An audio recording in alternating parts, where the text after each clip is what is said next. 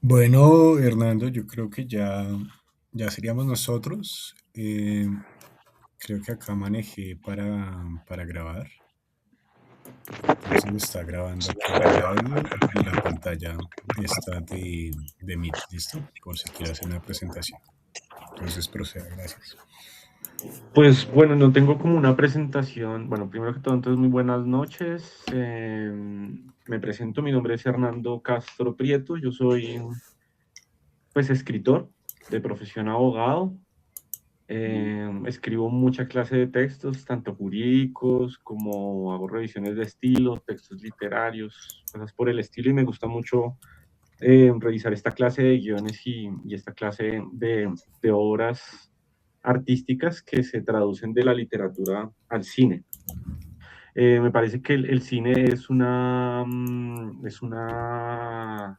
herramienta artística muy completa que inmiscuye muchos elementos artísticos como la fotografía, como la música, la poesía, la literatura, pues, y es una herramienta muy completa.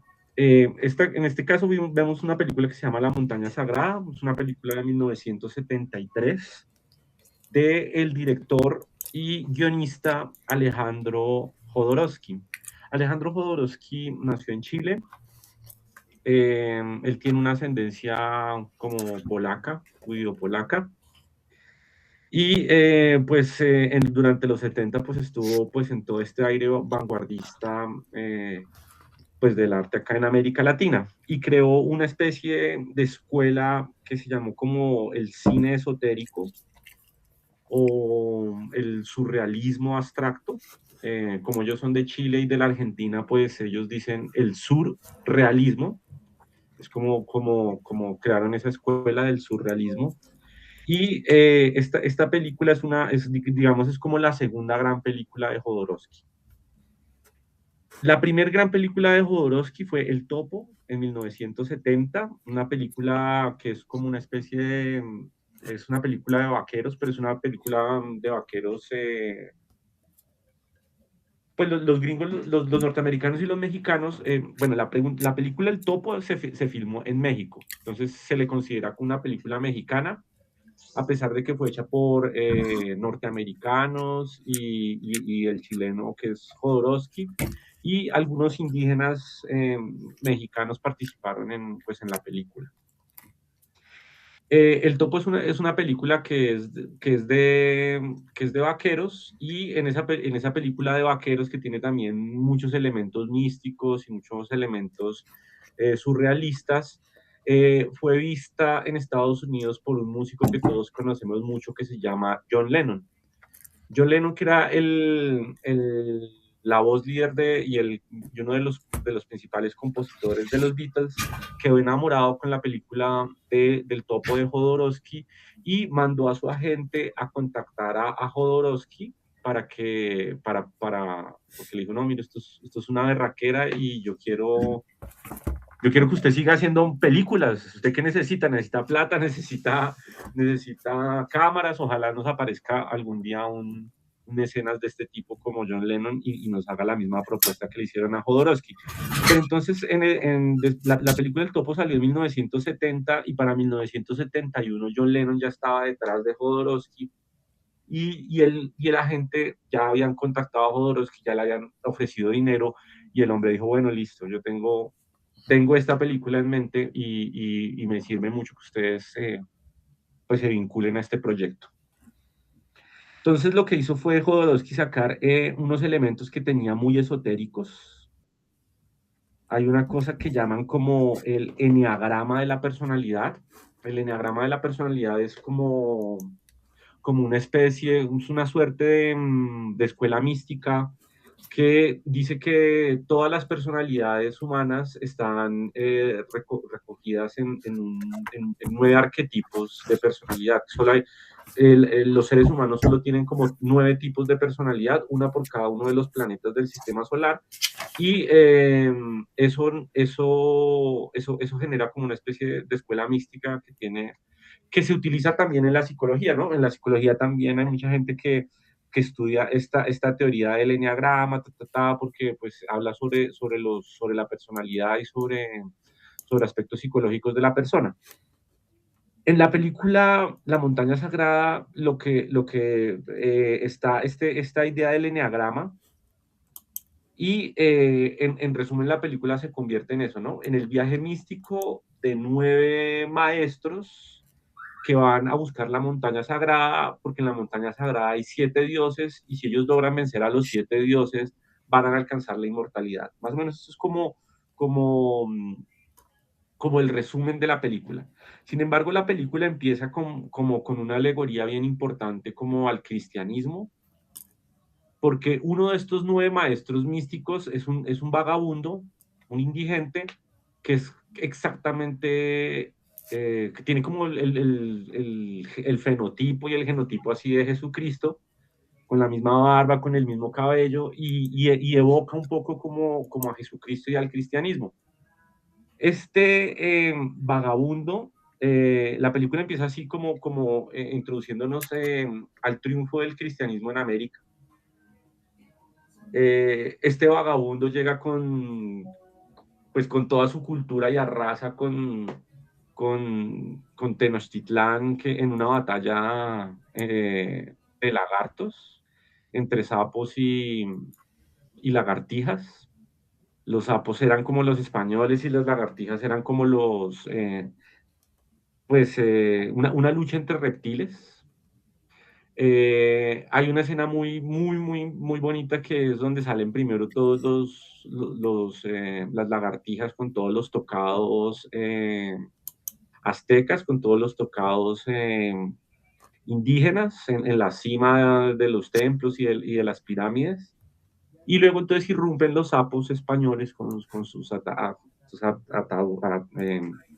sus yelmos, con sus ataduras y con todas sus herramientas invaden y vencen y arrasan todo. Y después de que arrasan todo, Tenochtitlan lo único que queda es el vagabundo Jesucristo parado en la maqueta, como lo que quedó, como la victoria de esa forma o esa visión de ver el mundo.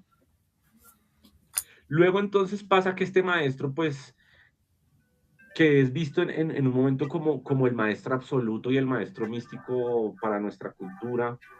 Y hay una evocación de cómo nuestra cultura hace una producción en masa del cristianismo, cómo nosotros producimos en masa el cristianismo y sacamos muchos cristos y eso se convierte como en una industria, a veces, o parte de nuestra personalidad cultural queda como condicionada por ese cristianismo.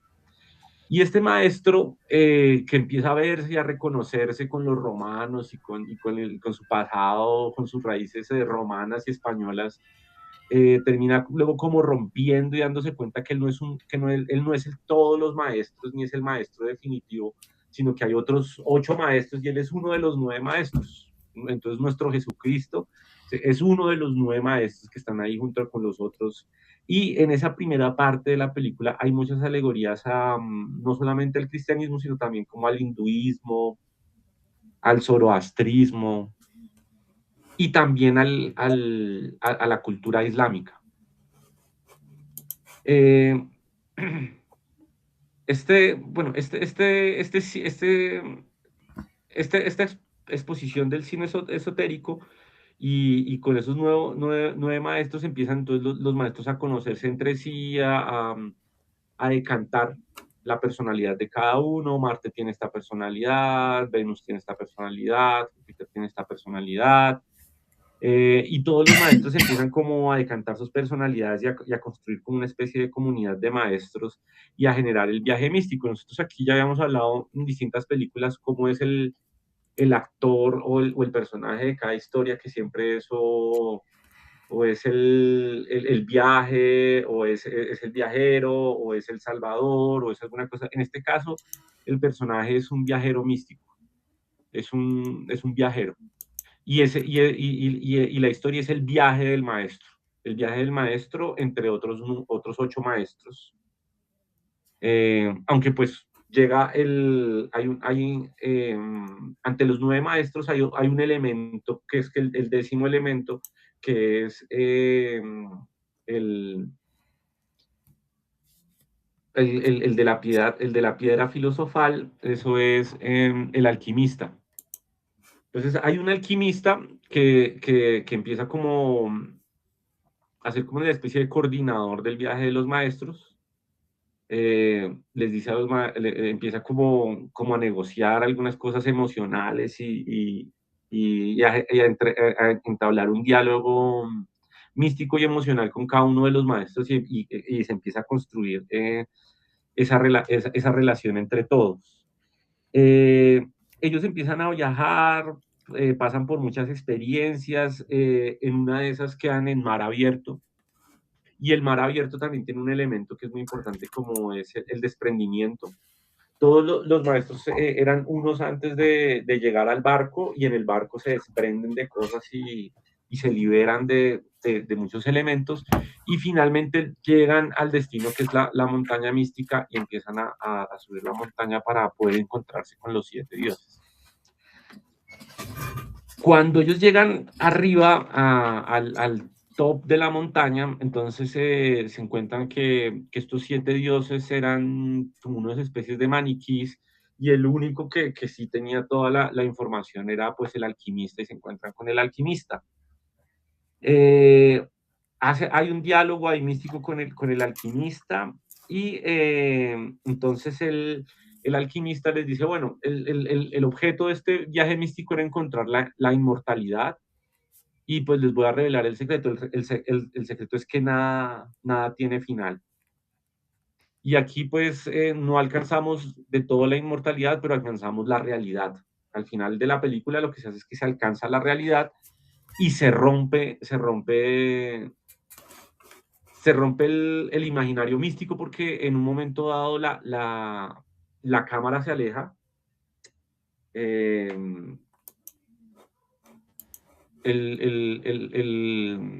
el alquimista les dice como back zoom cámara y la cámara se aleja y hace un plano general donde se muestran dónde está la gente de los micrófonos, dónde está el otro camarógrafo, o sea, ya se ve todo el set montado y se rompe un poco como la magia, se rompe un poco como la magia y el misticismo y se rompe el mito, se destruye el mito y se abraza la realidad y ese es más o menos como el final o como el culmen del viaje místico. Aquí el personaje principal no termina siendo como un héroe, pues, pues tiene algunos elementos, si hay algo del viaje del héroe a lo largo de toda la película, pero él no es un héroe que lo salva a todos, no es el héroe que termina descubriendo la realidad, pero sí es un maestro, todo el tiempo es un maestro y es un maestro místico interactuando con otros maestros y con el alquimista hasta llegar a ese punto, hasta alcanzar la realidad, que es como donde se rompe la ilusión y donde los 9 maestros llegan como al culmen del viaje. Hay entonces también, como yo les decía, en el mar cuando están en mar abierto, hay como un desprendimiento de cosas, eso es como unos elementos psicológicos, tratan de hacer como unas metáforas psicológicas. Entonces en el mar hay un desprendimiento y ellos se liberan de cosas que traían del pasado, pero cuando llegan a la montaña hay una sublimación. Entonces en la montaña hay es que subir, hay es que elevarse y hay esos elementos místicos de elevarse espiritualmente y de sublimarse. Eh, bueno, yo creo que estos serían como los elementos esenciales de la película. Eh, la película maneja también como muchos actores como mutilados, actores que son, digamos, no son como el estereotipo de belleza que había en los 70, pero sí, tienen personalidades fuertes y personalidades marcadas y elementos que los introducen pues en la trama y en la las película. distorsiones de su personalidad. Pues en general es más o menos esto como lo que yo vi de la película y lo que me pareció muy interesante fue eso, ¿no? Pues que es como lo que catapulta un poco la carrera de Jodorowsky, porque Jodorowsky empezó con la película El Topo, luego logra este increíble patrocinador que es John Lennon y saca esta película que es un poco más... El Topo es una película en español, entonces el Topo tiene esa limitación. Y en esta otra película, él trata como de no usar un idioma en particular, pero sí hay unas escenas donde es en inglés la película, hay otras escenas donde es en español, y hay otras escenas donde se usa un lenguaje como inventado, que es completamente ininteligible, pero que está generando un diálogo con el espectador y pues con la trama de la película. Entonces la película no tiene un solo idioma, no podríamos decir en qué idioma está, porque pues tiene algunas escenas en inglés, otras en español, otras donde balbucean como italiano, otras donde balbucean como francés y otras donde balbucean unas cosas que son completamente ininteligibles, pero que de todas formas sí están generando y creando un diálogo al interior de la cinta. Entonces, en el 70 sale el Topo, en el 73 sale la Montaña Mística y luego, pues desafortunadamente muere John Lennon y esto cambia un poco, pues entonces pues, se pierde el mecenas de las películas y esto genera que Jodorowsky en sus próximas películas, primero ya tiene el prestigio de haber trabajado con John Lennon, pero además tiene la dificultad económica que ya no tiene la chequera de John Lennon para poder hacer películas, entonces las siguientes películas le implican unos retos diferentes, pero también con una madurez de cineasta pues mayor. Eh, bueno, pues es más o menos como el resumen que les quería traer respecto de la película. Es una película pues bastante buena. Sí es muy abstracta, muy surrealista o surrealista, como dice el Jodorowsky y los chilenos de su generación. Y, eh, y sí, y es la puerta para potenciar todo su cine y todo su estilo, que en el Topo se ve también un poco, queda un poco como marca, hay muchas cosas, muchos elementos de la película del Topo que terminan siendo característicos de Alejandro Jodorowsky y que se repiten en La Montaña Sagrada y que se repetirán en las siguientes películas que desarrolla Jodorowsky. Y bueno, entonces es más o menos la exposición que les tenía y son como los elementos esenciales o más importantes que me parecieron de la película. Entonces no sé si ustedes quisieran intervenir al respecto, tuvieran alguna pregunta o algún aporte adicional que hacer. Mónica, ¿quieres decir algo? Ay, yo quería compartir este espacio con ustedes. Lastimosamente no tuve tiempo de ver la película, pero quería igual integrarme como a la actividad. Se me hace precioso, se me hace interesante. Entonces, en este caso, agradezco todo el conocimiento, todo lo que hiciste para poder compartir el espacio y me ha gustado mucho. Entonces, a Ricardo y a ti, muchísimas gracias. Bueno, bienvenida si te unes a la dinámica. Y ahorita te meto al grupo y nos sugieres una película para una próxima fecha. Vale, Eh, bueno, ¿qué puedo decir? La película parece muy trascendental, tiene muchas figuras, muchas referencias, y en cada momento es un bombardeo de figuras poéticas. Y sí, obviamente tiene un viaje el héroe, y tiene varios, ¿no? Que se contrastan como a través de estos personajes que representaban como a los planetas y sus energías y como sus temas de que los conflictuaban, ¿no? Como presentaban como sus orientaciones, sus vidas, pero a la final se sentían de pronto como inmersos en problemáticas. Referencio pues una escena de la película donde están creo que subiendo la montaña y cada una de las personas empieza a tener como visiones de lo que les atormentaba, ¿no?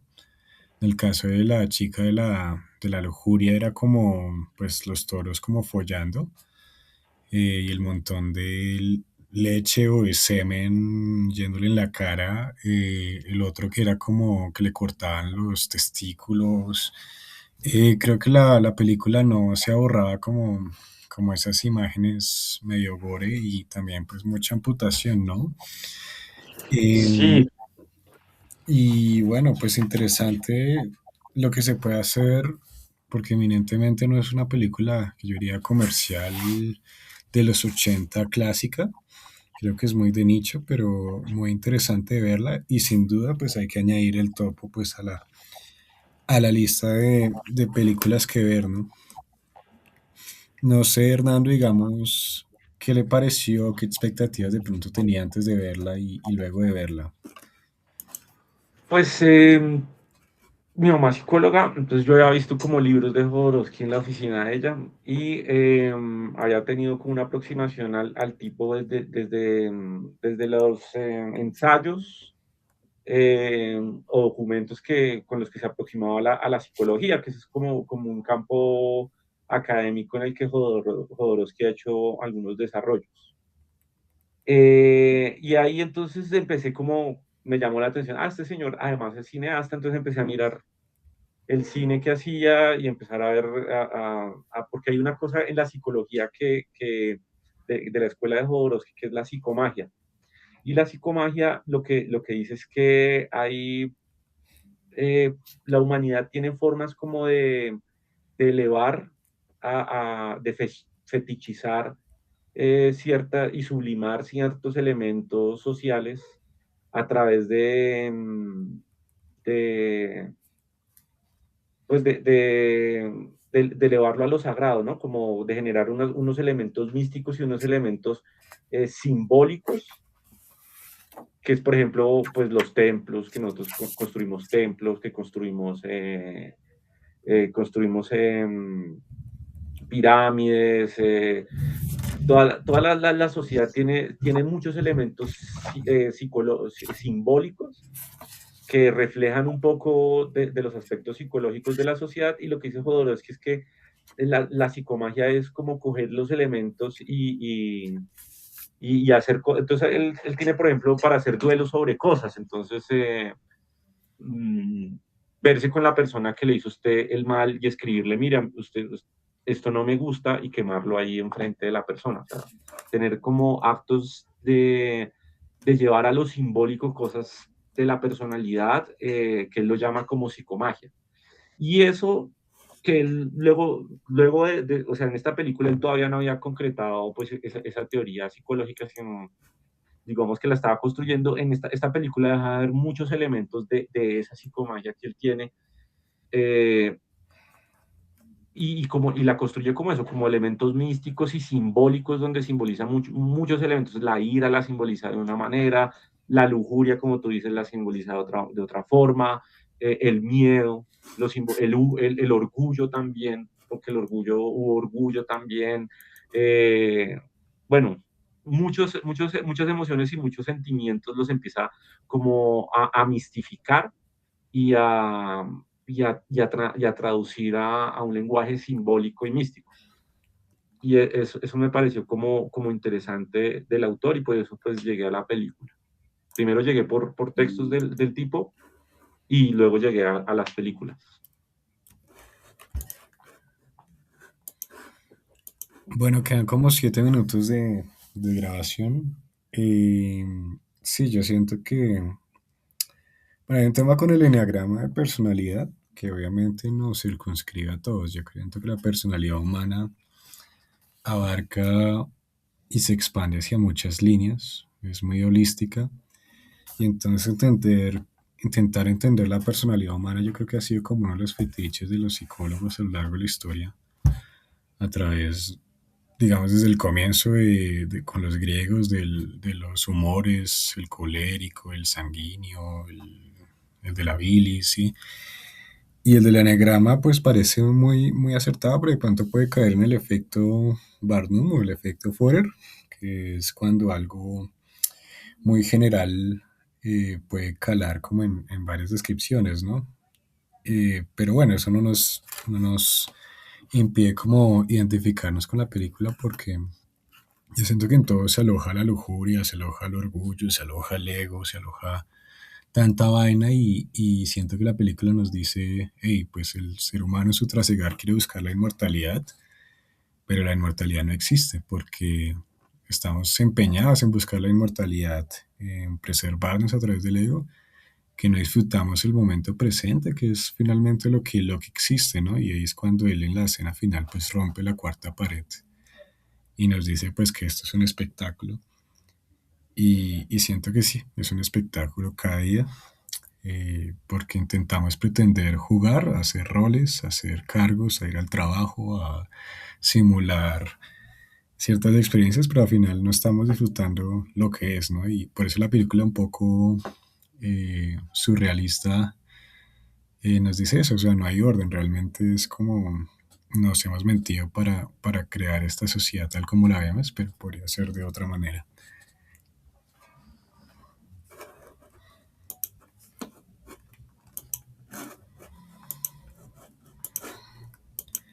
Bueno, quedan como 4 minutos y medio para cerrar, Hernando. Sí, pues entonces yo creo que pues, cerraríamos así. Sí, importante pues revisar un poco como, pues, de Jodorowsky yo creo que es importante como revisar un poco la fotografía, esas fotografías, eso, como maneja la luz y los colores. En los 70 pues era algo, en los 60 todavía había gran parte sobre todo aquí en Sudamérica, de cine a blanco y negro. Entonces en los 70 el experimento con la luz y con los colores era... Y él juega mucho con los colores y hay colores que son demasiado chillones y cosas así, pero son para llamar la atención sobre ciertos elementos. Y eso hace parte también de la psicomagia, porque los colores también, cuando usa el amarillo es una cosa, cuando está usando el verde es otra cosa, cuando usa el violeta es otra cosa, cuando están todos de azul ya uniformados ya es otra cosa. Entonces, sí, lo de los colores también me pareció muy importante y me parece que es un autor y un cineasta que vale la pena como considerar y tener en cuenta.